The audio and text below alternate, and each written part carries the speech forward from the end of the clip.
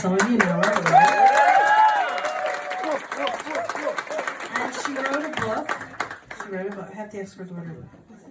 Feminine Side of Leadership. The Feminine Side of Leadership.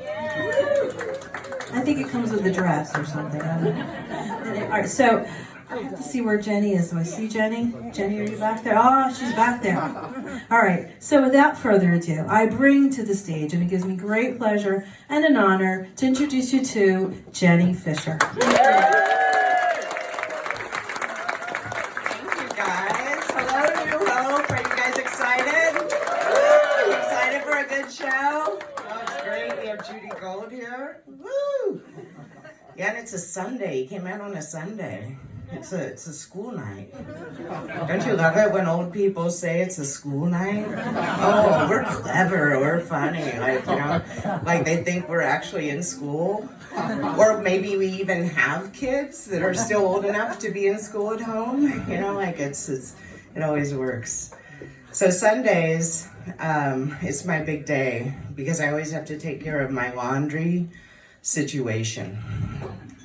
And ironically, I found my laundry has gotten much harder to do after COVID. It used to be so easy. I had a system down. I worked 5 days a week. We'd have casual Fridays where we could actually wear jeans. I'd go out, I'd do yoga, I'd do things. So 80% of my clothes went to the dry cleaners. And I did 1 load of whites, 1 load of darks. It was simple. Every Sunday, week, I don't think about it. I'm in between, I'm doing my loads, I'm done. Now, I've been wearing clothes more often. Do you guys find you're doing that? Because I figure you can still get 8 hours of wearing after the clothes. It's just I can do that over 3 or 4 different periods. And you can justify it. It's like, I wore this last night, the same clothes. And it's not because I don't have anything else that fits. It's because it's my comedy outfit. It's a comedy outfit. Any pictures? Any videos are all going to be consistent, the comedy outfit. But what that means is I'm doing laundry about every 2 weeks now. And when I go up, we have this problem last night. When I go up to look at the pile, it is now one massive pile of old black clothes. I'm like, ooh, how am I going to separate this out? How am I I can't fit all this junk in one load. What am I going to do? So I came up with a new system that's a little fun. Maybe you guys can use it. Maybe it'll help you. And it's called Laundry Jeopardy. Okay, it's kind of fun. I'm bored. I'm by myself at home. And I create categories based on what I'm kind of seeing in the big black pile.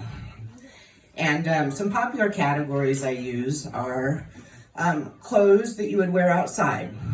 Like, oh, Alex, for $300, I've got it. These black stretch pants, woo!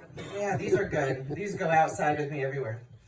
Another popular category that never used to be in my laundry until COVID, because I never used to wear things out till they were like at their bare threads. Seasons used to come, you used to go out and do different things. So now the good category is clothes you should never wear again. And I'm like, oh, Alex, I'm feeling okay about this $300. How about the old underwear that have lost all their elasticity and fall down my ass on a dog walk? Is that a good one? Is that a good category? And then the most popular one that I use each week are clothes that you can sleep in and wear on a Zoom call. That's one that I use regularly. And I'm like, oh, Alex, I'm going for $500. I know this one. My matching black and cheetah pajama set. Works every time. You just throw a sweatshirt over that thing and you're good to go. Look very professional, put together. So are you guys going back to the office yet? Anyone going? Some. Anyone going back to the office? So we just started. And that has, of course, created another category of clothes. And that is clothes that you would go outside in, but you still fit. Let me start again. Clothes you would go to the office in, that you still fit in. Which is a bit of trouble. Which, again, comes back to these black stretch pants. These are good ones. It's a little embarrassing. I had these stretch pants actually repaired. You know, like, isn't that weird? Like, Savioni, if you're local, is one of my favorite shops in town. And I took them to Sal and Donna, and I asked them to fix the stitching. So it was, these are my favorite pants. So anyway, we're going back to the office. My team, I have one of my team here, right? Diane, where's Diane? Woo! All right. So we decided as a team, because we're going to go back gradually. So we're going to go back on Wednesdays. So every Wednesday, we're going to go back as a team. So, but we keep, like, the first Wednesday was like, ooh, we've got a couple of people on vacation. I'm like, yeah, that's not a good day. Let's work from home this Wednesday. And then this week, of course, the weather. You know, there was a little bit of snow. You know, and I have an SUV, all-wheel drive. I remember going to work sitting for 2 hours in a snowstorm on 287. You know, we had to get to the office. We're like, oh my God, what if we don't get to the office? What's going to happen? Colin, we're going to be late, you know? It was a big deal. But now we all agreed, we're all texting Tuesday. No, Wednesday, it's going to be a work from home day today. So we are going every Wednesdays, okay? Except if except we've got weather issues, except we're not feeling well, somebody's out, or of course there's always pet issues. All right? Does anybody got any new COVID pets? I do. Woo! Come on, now you're the only guy here that got a COVID pet. What kind of pet did you get? Oh, a golden doodle. Oh, everyone's got a doodle dog. I got a big 100-pound Leonberger, a lion dog, and an African gray parrot. Zazu, yeah, you know, Zazu made the papers last year because Zazu escaped, and I had the whole New Hope fire truck brigade after Zazu. I was amazed. Like, she was on the front page, and I had a full layout of saving Zazu, and it was the most unflattering picture. I had been for 5 days searching for her. Zazu! And they have me, you know, in shorts, no shower. Zazu! Come to mama! And they quoted me there. I was like, oh my God. It was a big deal. We had like 50 people in 3 fire trucks. Where's Court? Where's Court? Court? Yeah, Court helped find him. Court, I thought Zazu was lost.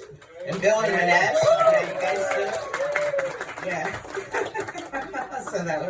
So that was good. You guys helped save Zazu.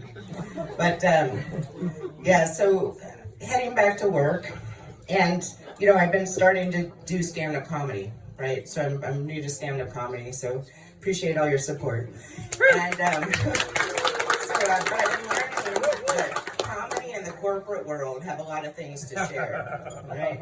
So, and people say, oh my God, stand-up comedy, that must be so hard. How do you do it? And I'm like, you know what? I think there's aspects of comedy that are easier. You know, I think, like, for one, everybody's drinking, right? You guys are all drinking. Hopefully you're drunk. Wait, you want to get here early. And then 2, it's customary at the end of a set that you get a round of applause, right? It's just, even if you suck, people might not laugh a lot, but, you know, they're going to clap for you at the end. You know, like, it's like just some freebie you're going to get. Like, and I think it would be so much better in my corporate job if I'm presenting to all the corporate executives and they all have a martini and they're like listening to my blah, blah, blah, my spiel. And at the end they go, Jenny, your sales numbers suck. But you know what? There's another PowerPoint coming right behind you, and you gave it a good go. So let's all give Jenny a round of applause. Wouldn't that be easier, you know, in work, if they actually like just looks like you tried, and someone else is just coming again, so it doesn't really matter. And I think that, you know, comedy could take some good things away from the corporate world too. Because I think, like, comedians should get better benefits, all right? They should, what if there's no retirement, 401k plans? Like, I think if you work at a club for long enough, they should offer you, like when you turn 55, like free cheeseburgers for life. That might be nice. And of course, it'd have a vesting schedule. So you'd get like one cheeseburger a month for the first 3 years, until you say you really bought in. And then they could offer you some short-term incentives, like free fries and a free drink if you book the house. Could learn some, they could get some good things. So thank you all for listening to my set. Appreciate you being here. And at this time, I want to welcome the phenomenal, the fabulous, and the funny Judy Gold.